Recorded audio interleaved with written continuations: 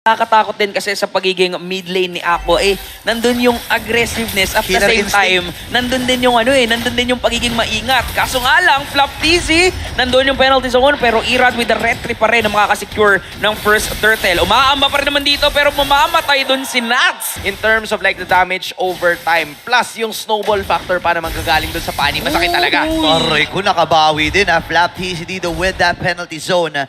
Again, nakakakuha na ng mga kills dito ang AP Bren.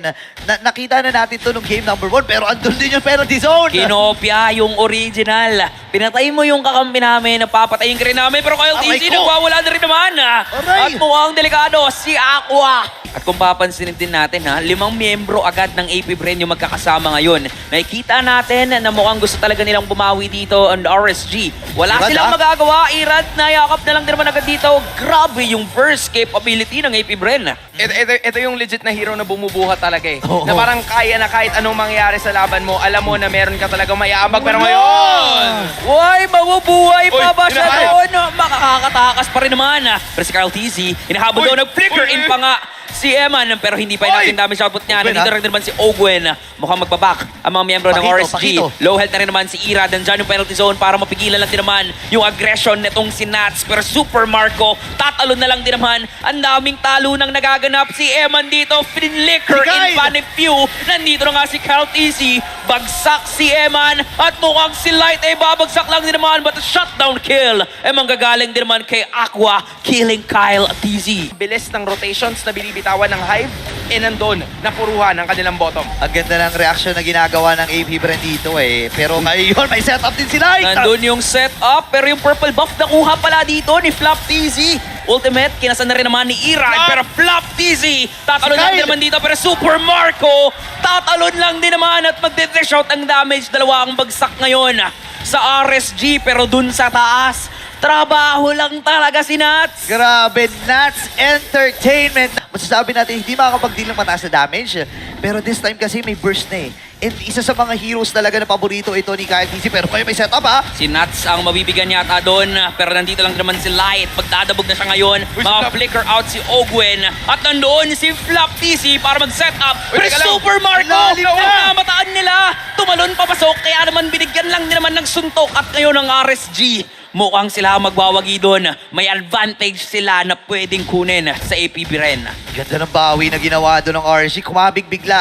At ito na naman muli ang nakikita natin from 5K to 2.5K para sa AP Bren and RSG. Nalagay na sila sa ganitong klaseng sitwasyon ng game number 1 eh. Alam na nila kung paano i-handle ito. Tingnan mo naman, may isolation na Uy, si Eman. doon sa may batay baba ha. O binaburst down nila Eman yung Lord pero low on health na rin dito.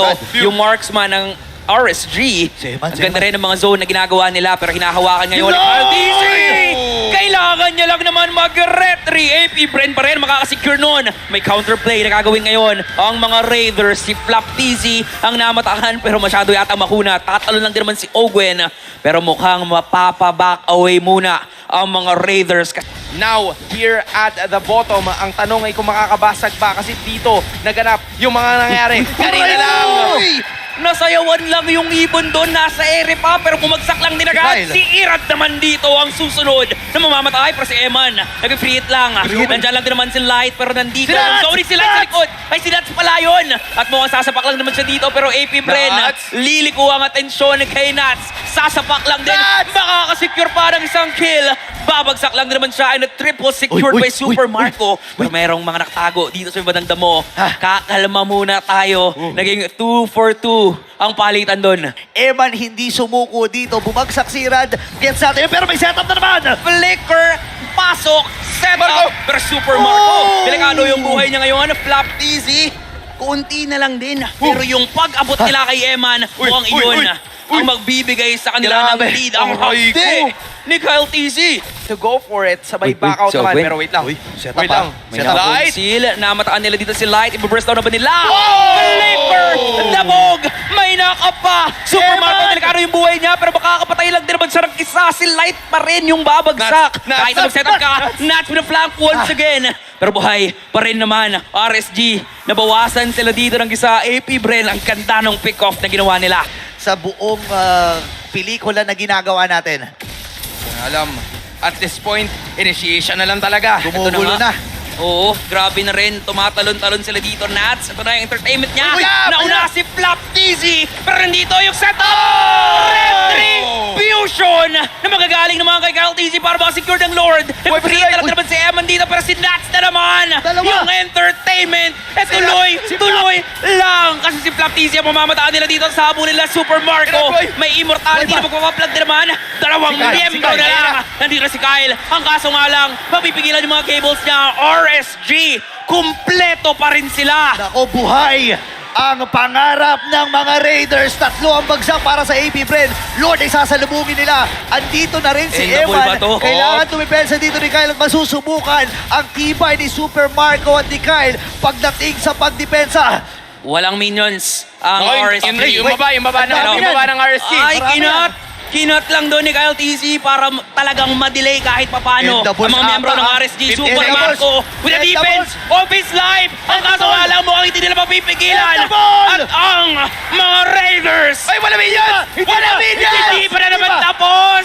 Hindi ba? Deja vu to kahapon! Ganto rin yun. Ganito rin yun! Hindi pa tapos ang laban pero ang taas ng death timer. Mabubuhay na rin si Flap Dizzy, Ogwen and Pew at ang buong koponan ng AP Bren ay kumakapit. O, teka lang. Ito na. Ay! Ito na yata. Ito na yata. Na-cliffhanger na naman tayo. Pero mukhang gusto na talagang tapusin. At ang mga Raiders ang magiging bida 2-0 sweep.